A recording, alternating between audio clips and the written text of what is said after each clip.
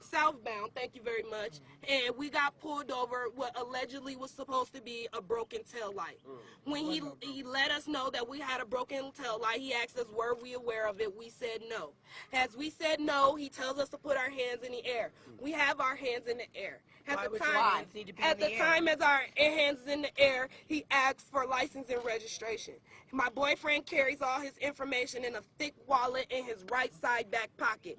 As he's reaching for his back pocket wallet, he lets the officer know, "Officer, I have a firearm on me." I begin to yell, but he's licensed to carry. After that, he began to take off shots. But, don't move, don't move. But how can you not move when you're asking for license and registration? It's either you want my hands in the air or you want my information and my identification. It's either you want me to freeze when I'm not being arrested, or you want me to reach for my identification to let you know who I am. I can't do two things at one time. Okay. I'm Trayvon Martin, you Trayvon Martin, we're Sandra Dean, you're Sandra Dean. We are not, we are the people. We are the people. And we can't keep allowing these people who are supposed to serve and protect us, take us away from our family, take us away from our loved ones, take us away from these children. He was a good man. He worked at the A.C.A.B Elementary School, Obama. He works there. Some of you kids, some of y'all kids might know him. His name was Phil. J.J. Hill is where he works. And all of you guys, he was never a bad man. He never did anything to hurt anyone. He was the quietest, most laid-back person you would ever meet. He was loving. So even for the police to take him away, nothing within his body language said intimidation. Nothing within his body said, shoot me. Nothing within his body language said, kill me, I want to be dead.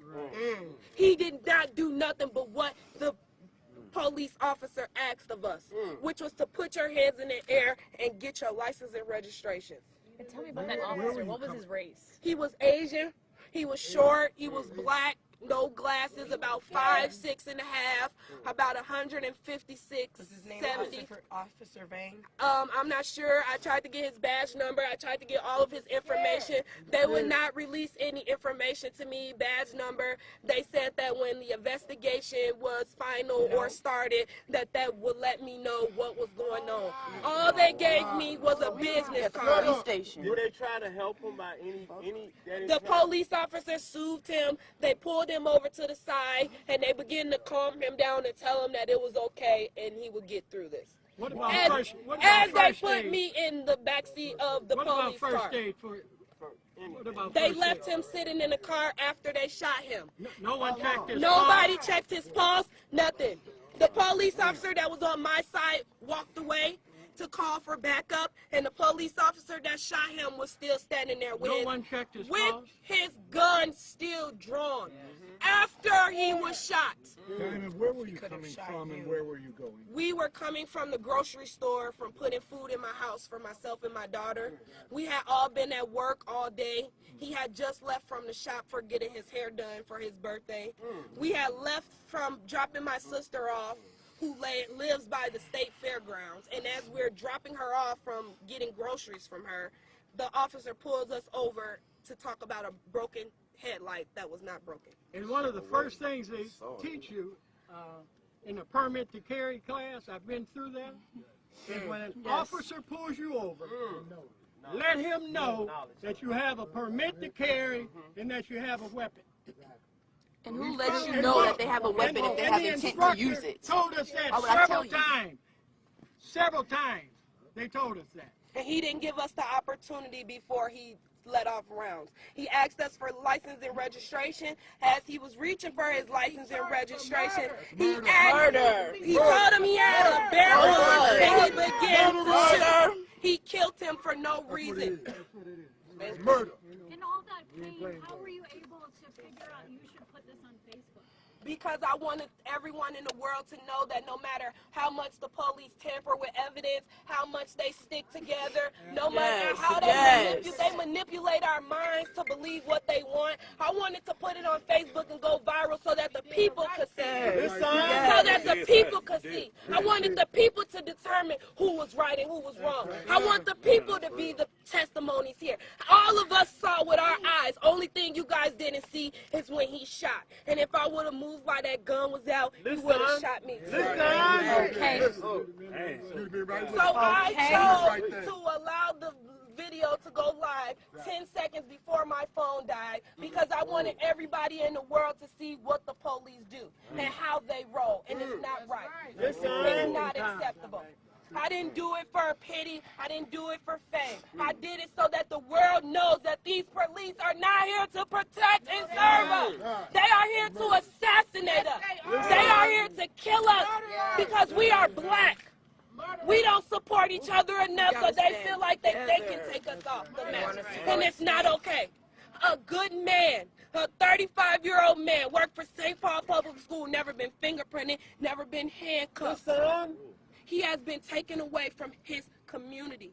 This is detrimental to everybody that's here today, not only me, myself, and my daughter, but everyone in the world. I just ask that everyone continue to pray. I ask that we all get justice. Anybody who's ever lost a loved one or someone close, dear to them, I feel for you guys. And I'm praying for each and every face I see out here tonight because no one deserves this.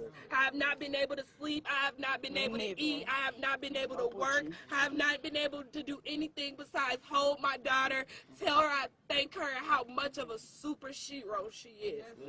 Because she is an angel. She knew that he was gone before I knew. And she said, Mom, the police are bad guys. They killed him and he's never coming back. He's never coming back. And the fact that my 4-year-old had to tell me that he was gone, as I'm telling her, never speak negativity until our earth. We only speak positive things. She knew that he was gone and he wasn't coming back. They didn't let me know he was dead until 3 o'clock this morning. I didn't arrive home until about 5 this morning. Where I asked the BCA, is he dead, more than one time. And all they could tell me is at this point they don't know. But they knew he was dead when they took him from the scene. They told me he was at Regis Hospital. When I got to Regis Hospital, he was not there. He was at HCMC. They sent me in the whole wrong direction, so I never got to see him before they did whatever they did. I never got to say my last words to that man because they told me he was at a location that he was not at. Why did they do that? Who knows who tracks they're trying to cover and why the police department is trying to cover it, but it's not acceptable, it's not okay, and it will not be tolerated. Why would he go to HCMC when there's hospitals closer? If they take him to HCMC, that's a longer ride there. And to show you, he could have lived. They didn't even comfort her. They could have took him right to Regions or United. And killed her boyfriend, but didn't offer comfort for her and her 4-year-old daughter. I want them, not only do I want justice and want peace, but I feel like they deserve him the best funeral that they can throw for him. I feel like doves need to be released. I feel like there needs to be a pastor here praying over these people, nurturing these people. Minnesota got money. Here with us this whole time. Minnesota has money to build stadiums we don't need. They don't have money to help these people. They need to give back to these communities. They need to start funding these funerals to the people that they are taking off this earth for no apparent reason. If we can come together to build a stadium, we can come together to make a wonderful funeral so that we can embrace this beautiful life that is no longer with us anymore. I'm sorry, bro. I'm so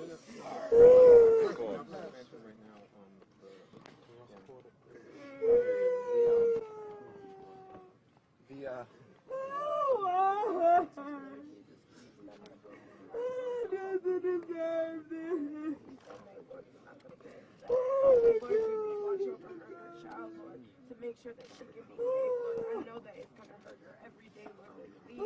Let this man help him stay in her heart, Lord, and give her the strength to pray over him every day, Lord Jesus. Lord Jesus, please look after the police officers, Lord, forgive them for their sins. They're not right, but make sure that they get placed where where they're supposed to be, Lord Jesus, because she lost a life that was good to her, Lord. In your name I pray, amen. It's not okay, baby, but you're going to get through it. God got you. We got you. He's at home with his family, probably telling his wife, I killed another nigger today. Listen. They at home telling him that I killed my wife, my kids, I killed a nigger today. Diamond, how do you spell it? Diamond, how do you spell it?